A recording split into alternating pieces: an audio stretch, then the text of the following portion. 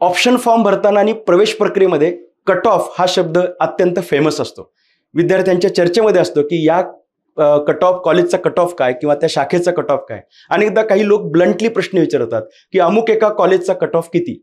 मुळात cut off म्हणजे काय समजावून घेऊ.